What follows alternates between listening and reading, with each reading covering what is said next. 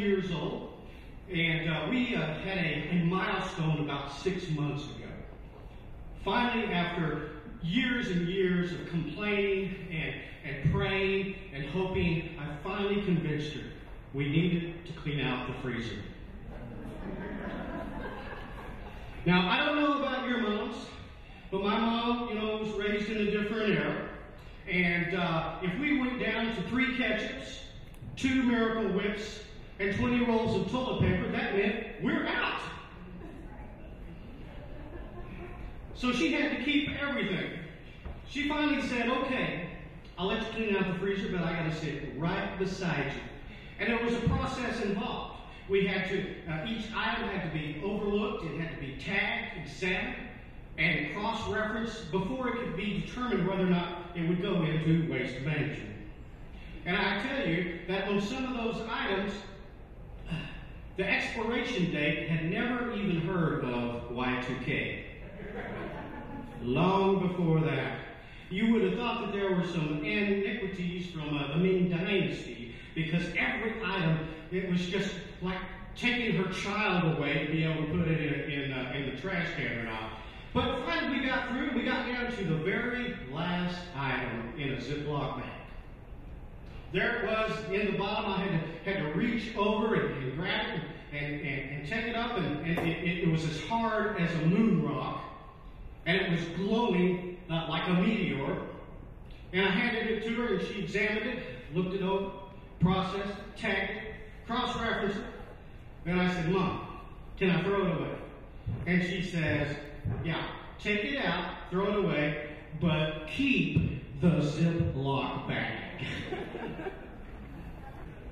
And one of the questions that we have on there, we ask them their health questions, and had a heart attack, have any surgeries coming up. Or we get down to one of the more sensitive questions, and it says, have you ever been treated for drugs or alcohol? And I was talking to an 81-year-old man, and he was a little put off by that question. And there's a silence for a few seconds, and he says to me, son, I am too old to be drinking, to be smoking, or to be having sex. And then you hear this sweet little old voice in the background say, he's lying.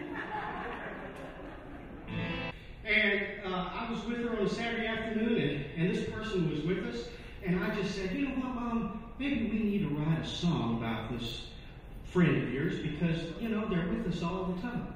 And she said, I think that's a good idea, son. So we wrote this song together. It's called My Best Friend Arthur. I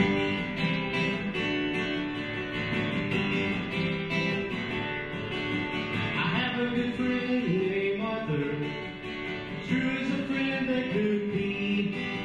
Sometimes he visits my elbows, and sometimes he visits my knees. I have a good friend named Arthur, he stays with me night and through day. No other friend is so faithful, unless it is to decay. Arthur is so very friendly, he never leaves me alone. He's right here in every muscle, and itching my every bone. Arthur predicts the weather, he knows if it's sunny or rain, and if there's a storm cloud coming, he's giving me twice the pain. We all have our pals and our best friends, and those who will stand right beside us, and those who will never deny us. My best friend and pal, everybody, arthritis. Thank you. Well, she lived out in West Texas, and she began to tell me about her life and how that she had lost contact with her kids and her grandkids. They had a falling out. She lived out on a farm. Her husband had died 8 years ago. She no longer went to church. She really didn't have much of a community left. And she said to me, very, very strong and assertive, I'm alone. And there was a long pause of silence. And at that point, I had been divorced for a couple of years. And my kids who were living with me, they're a little bit older, and they had just moved out. And I was beginning to think about my own life, and maybe how I was too. And so when she said that phrase, I am alone, I didn't say it out loud, but I said it to myself. I am too.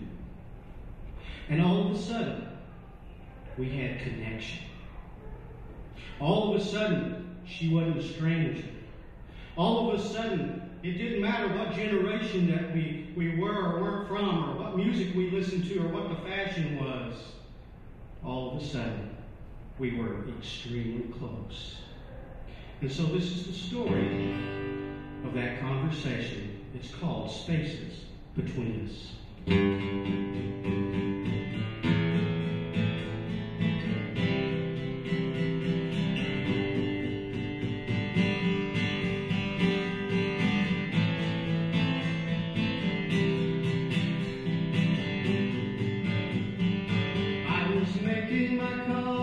Just another day, business the usual way, talking to those who were old and gray, wondering what to say. She talked about the hard times and days that all gone by, loneliness had taken her. She couldn't hide, and I couldn't help but think to myself, after all that I've been through all the years and all of my fears, somehow related to you. Maybe it's not fun, the space between us, we are.